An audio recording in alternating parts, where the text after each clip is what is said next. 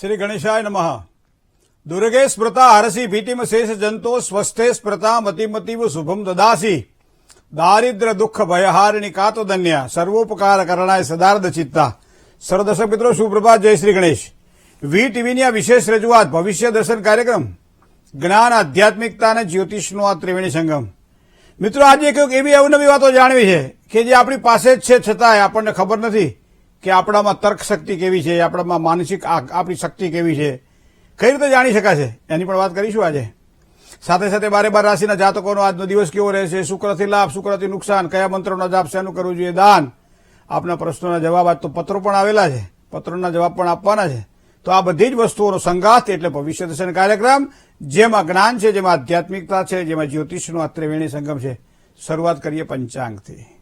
તદેવ લગ્નમ સુદિનમ તદેવ તારાબલમ ચંદ્રબલમ તદેવ વિદ્યાબલમ દેવબલમ તદેવ લક્ષ્મીપતે તે દ્રિયુગમ સ્મરામી। પંચાંગની વાત કરીએ તો આજે 19/7/2024 મહાલક્ષ્મીજીને પ્રિય એવો આજે શુક્રવાર છે। અષાઢ મહિનાના શુક્લ પક્ષની ત્રયોદશી એટલે 13 છે આજે, અને મૂળ નક્ષત્ર ઇન્દ્ર નામનો યોગ અને તૈતિલ નામનું છે આજે કરણ। ધન રાશિનો ચંદ્રમા છે, તો જેના અક્ષર છે ભ, ધ, ફ અને ઢ, તો ધન રાશિવાળા જાતકો માટે આજનો દિવસ મંગલમય રહેશે। સાથે સાથે જે કોઈ જાતકોનો જન્મ થાય એની ધન રાશિ રહેશે, ભ, ધ, ફ અને ઢ અક્ષર પર એનું નામ રાખવાનું રહેશે। મૂળ નક્ષત્રમાં જેનો જન્મ થયો હોય એના માટે પૂજા માટે આજે શ્રેષ્ઠ દિવસ છે। જેને ધનની પ્રાપ્તિ કરવી છે એના માટે ભગવાન કુબેરની ઉપાસના માટેનો આજે શ્રેષ્ઠ દિવસ છે। જેને એક મનગમતું પાત્ર જોઈએ છે એને કામદેવના પ્રતિક સ્વરૂપ ભગવાન શ્રી હરિ કહેતા ક્લીમ કૃષ્ણાય નમઃ આ મંત્રનો જાપ ખૂબ જરૂરી છે, કારણ કે આજનો દિવસ આવો મજબૂત અને મહાન છે। આજે જયા પાર્વતીનું વ્રત પણ છે, દીકરીઓ હોય, માતાઓ હોય, આજે આ વ્રતને ઉજવશે। 5 દિવસ સુધીનો વ્રત હોય છે, તો આજથી એનો પ્રારંભ પણ થઈ રહ્યો છે। જય ગણેશ। હવે વાત કરીએ દિન વિશેષની। સામાન્ય રીતે ઘણી વખત નજીકમાં આપણી પાસે હોય છે છતાં આપણને ખબર નથી હોતી। ઘણી વખત રાંધેલું રસોડામાં પડ્યું હોય પણ ભૂખ્યા આપણે આટા મારતા હોઈએ। શું કામ? કે કોણ છીબા ઉચકાવે, કોણ અંદર જુએ કે કંઈ છે કે નહીં, પણ સહેજ રસોડામાં નજર કરીએ અને છીબા ઉચકાવે ખબર પડે કે આ બધું જ આપણા માટે રાંધીને તૈયાર રાખવામાં આવેલું છે। એ મને ને તમને ભગવાને આપણા જે ભાગ્યનું ઘડતર છે ને એ ઘડીને મોકલેલું જ છે। આપણે તો ખાલી એને ગોતવાનું છે ને એના આધારે ચાલવાનું છે। કોઈ પણ ગામ જવું હોય ને તો પણ આપણે ગામના નામની ખબર હોવી જોઈએ, કયા તાલુકામાં કયા જિલ્લામાં આવ્યું, આપણે રહીએ છીએ એનાથી કેટલું દૂર થાય, ત્યાં કોણ આપણું બીજું સગું વાલું રહે છે, આ બધી વસ્તુઓનું આપણે તારણ નક્કી કરીએ ને પછી જઈએ ને।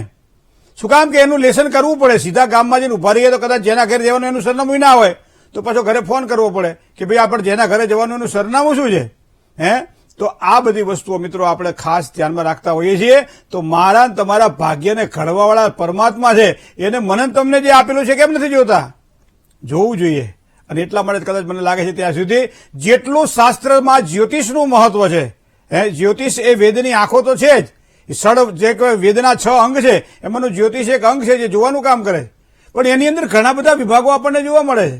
તમે જોજો વાસ્તુશાસ્ત્રની અંદર વાસ્તુશાસ્ત્રી તમારા ઘરની અંદર જે નકશાઓ બનાવીને જે વસ્તુઓ આપણને બતાવતા હોય છે એ શરીરના 5 તત્વો અગ્નિ, પૃથ્વી, વાયુ, જળ અને આકાશ, અને એના આધારે 4 દિશા, 4 ખૂણા, ઉપર ને નીચે 10 દિક્પાલના દેવતાઓ ક્યાં નિવાસ કરે છે, ઘરની અંદર કયા પ્રકારનું વાસ્તુ છે એ બધું જોતા હોય છે। ગૌમુખી, વ્યાઘ્રમુખી, કયા મુખનું આ દ્વાર છે, શેના કારણે લાભ કરાવડે, કયો દિશુ ખૂણો છે, વાસ્તુશાસ્ત્રમાં એટલું જ મહત્વ છે।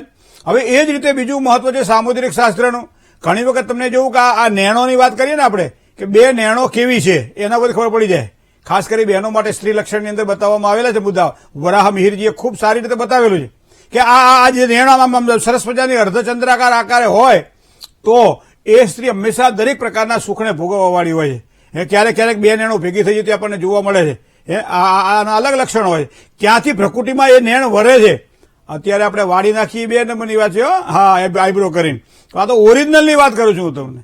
તો આ બધી વસ્તુઓ જો આપણને સમજણ પડતી હોય તો એક વસ્તુ હસ્તરેખાની પણ છે, અને હસ્તરેખાની અંદર પણ જે પ્રમાણે અંગૂઠાથી માંડી અને દરેક આંગળીઓનો જે વ્યવહાર તહેવાર છે, સાથે સાથે દરેકનું એક અલગ મહત્વ છે।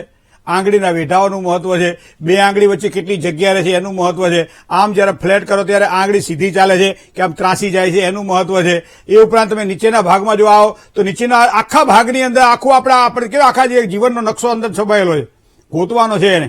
મોબાઈલની ચીપ છે ને આવડી જોઈએ, પણ અંદર રિચાર્જ કરાવો ને તો અમેરિકા સુધી વાત થાય. બોલો, પછી એના માટે અમેરિકા માટે મોટી ચીપ ના જોઈએ. ચીપ તો એ આખી ચીપ છે.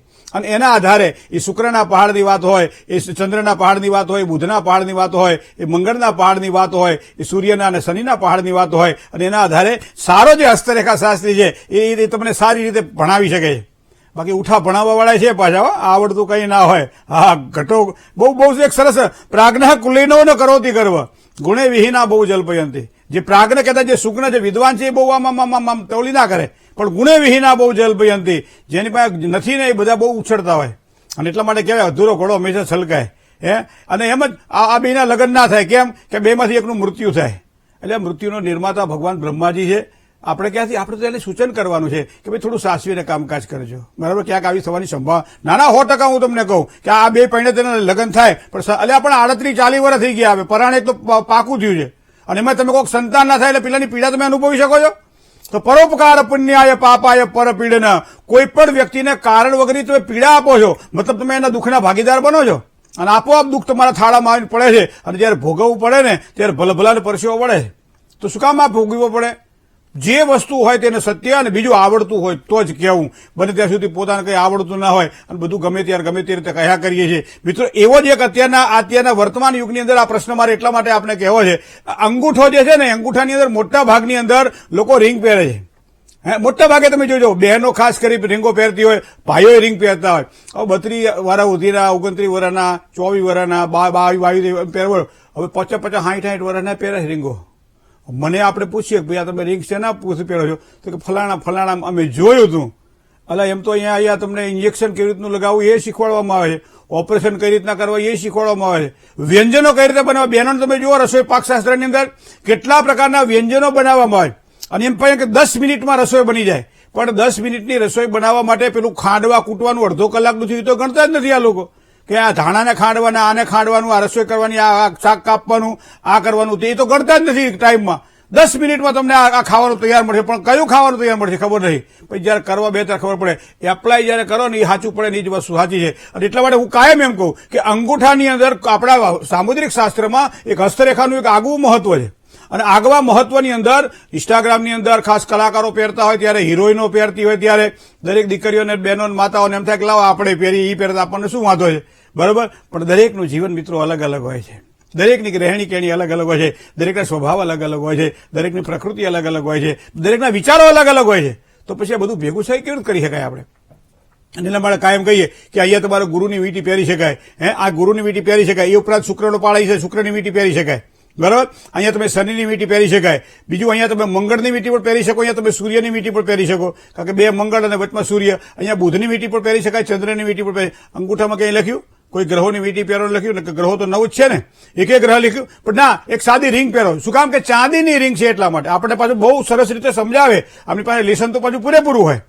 એ સમજાવે આપણને કે અંગૂઠો છે ને એ નીચે એમ કે શુક્રનો પહાડ છે, તો અંગૂઠા ઉપર ચાંદીનું કોઈ પણ વસ્તુ પહેરીએ લક્ષ્મીજી છલકાય.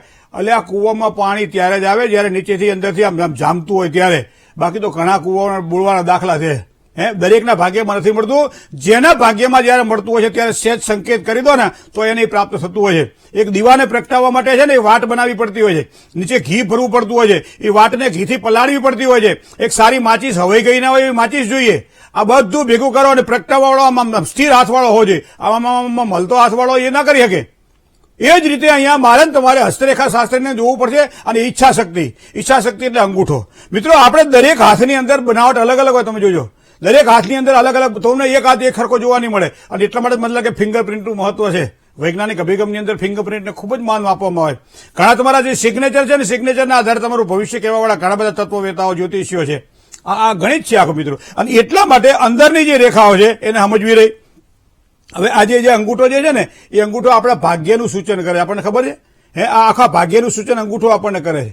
કઈ રીતે કરે હું તમને સમજાવું. કે અંગૂઠો જો તમે જોજો, ઘણાને અંગૂઠો આમ મોટો હોય, થોડો જાડો હોય, જાડો હોય, પહોળો હોય.